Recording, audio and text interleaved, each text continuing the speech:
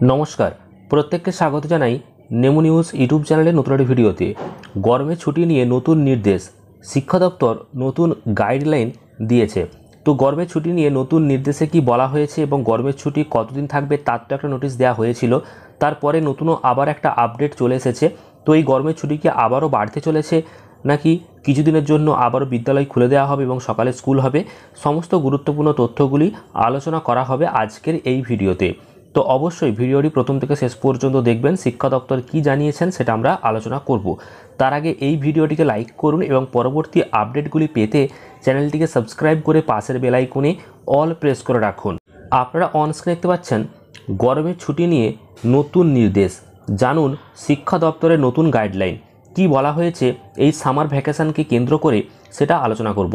দেখুন, বলা হচ্ছে যে এবারের গ্রীষ্ম যেন আলাদা কিছু।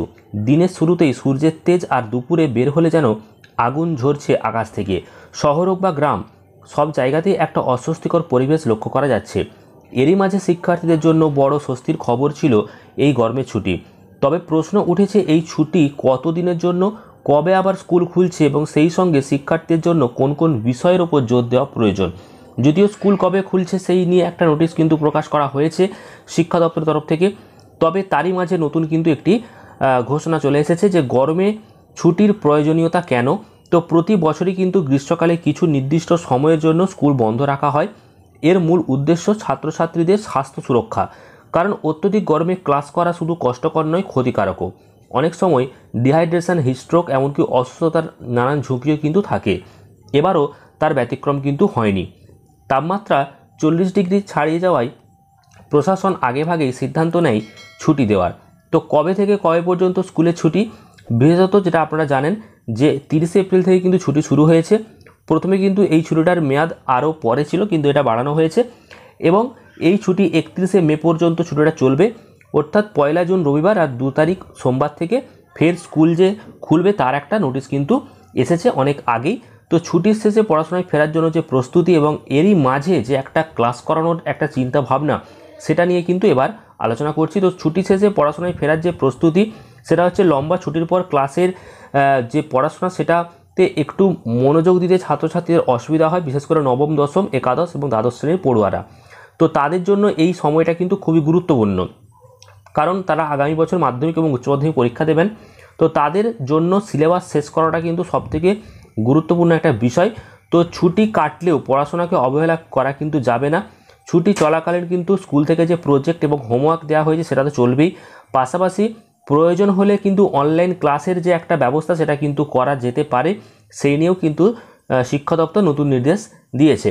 এবং শিক্ষকদের নানান চিন্তাও কিন্তু রয়েছে ছুটিকে কেন্দ্র করে, কারণ স্কুল ছুটিকে কেন্দ্র করে নানান শিক্ষক এবং শিক্ষক মহল নানানভাবেই বক্তব্য রেখেছেন। সেখানে সিলেবাস কীভাবে শেষ হবে সেই নিয়ে কিন্তু অনলাইনে ক্লাস, পাশাপাশি মাঝে মধ্যে স্কুল করার একটা চিন্তাভাবনা কিন্তু রাজ্য সরকারকে করতে বলছে এবং সকালে স্কুল করার কিন্তু একটা যে পরিকল্পনা সেটা কিন্তু রাজ্য সরকারকে বারবার জানানো হয়েছে আগে। যদিও বর্তমানে গরমের তীব্রতা অনেক বেশি, তো তাতে করে সকালে কিছুক্ষণের জন্য স্কুল খুলে রেখে যদি ক্লাস করানো যায় তাহলে কিন্তু সিলেবাস কমপ্লিট করার যে বিষয় সেটা কিন্তু খুব সহজেই করা যাবে, সিলেবাস কমপ্লিট হবে।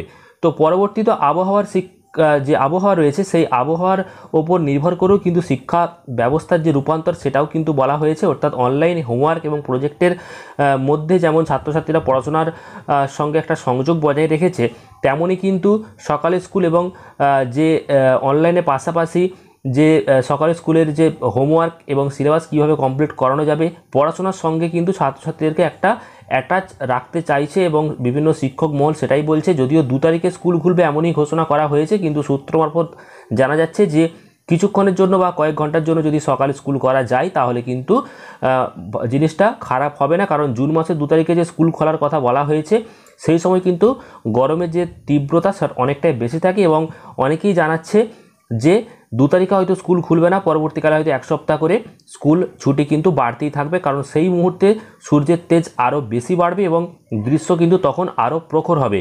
অর্থাৎ এই যে ছুটি, এই ছুটি কিন্তু জুন মাসেরও প্রায় মাঝামাঝি কিন্তু চলে যেতে পারে, এমনই ঘোষণা আসতে পারে। এটা সম্পূর্ণটাই সূত্র মারফত জানা গেছে।